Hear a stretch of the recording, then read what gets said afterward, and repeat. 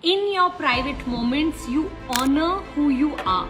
And that's good self-esteem. So if every single day I talk about the mirror exercise where you stand in front of the mirror and speak to yourself and actually look for 1, 2, 3, 4, 5 things that you did right in the day. You could have taken the short route. You could have, made it easy for yourself, but you didn't. And that really grows your self-esteem.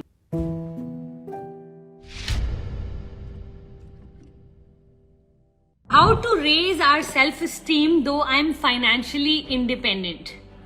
It's the conversations you're having with yourself on a daily basis. Even if you are financially independent, sometimes what happens is due to the experiences that we've had in our life, maybe somebody labeled you as something, maybe somebody called you something, maybe something you did that wasn't the best, thing to do at that point of time, which could have killed your self-esteem. So you need to go back and see that, how can I grow my personality? And there are 1, 2, 3 ways to grow your personality. One is start to mean what you say and say what you mean.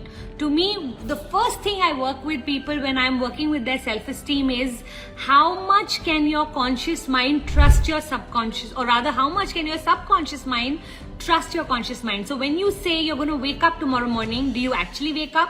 When you say I'm going to give you a call, do you actually call? Do you keep all the commitments you make? How strong are you, or how dependable are you as a personality tells me a lot about a person's self-esteem. So that's number one. Number two, of course, is the amount of confidence conversation that you have with yourself. Do you tend to hammer yourself more, or do you tend to pick yourself up through praise and appreciation and compliments? A lot of times what I've seen is when we publicly praise ourselves, it's because our self-esteem is actually low. But when we privately praise ourselves, that means our self-esteem is high. So people who go on boasting about themselves, that is not what self-esteem is. To me, like I remember there was this story, I don't remember the exact story, but it was a very cute story where there was this quarterback or something in America, and he had to take an oath and talk about something that had happened wrong in the team.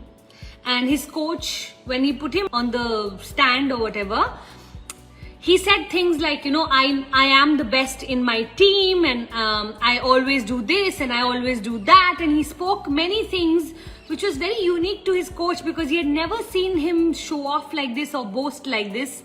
So when he got off the stand, the coach said, "Are you okay? I've never heard you speak like this." So he said, actually because I had taken oath, I couldn't lie. Which I thought was so cute. And I think that's the thing of high self-esteem. In your private moments, you honor who you are. And that's good self-esteem. So if every single day I talk about the mirror exercise where you stand in front of the mirror and speak to yourself and actually look for 1, 2, 3, 4, 5 things that you did right in the day. You could have taken the short route. You could have, made it easy for yourself, but you didn't. And that really grows your self-esteem. And of course, the third is always to go around, walk around, being the person you'd like others to be to you. So a lot of times people with low self-esteem tend to want other people to notice them, but they forget to notice others. So the law of spirituality, what it says is whatever you want in life, give more of it. You want more respect, give more respect. You want more compliments, give more compliments. You want more appreciation, give more appreciation. You want more love, give more love. You want more trust, give more trust. In every area of emotion, I'd like you to give more of what you desire.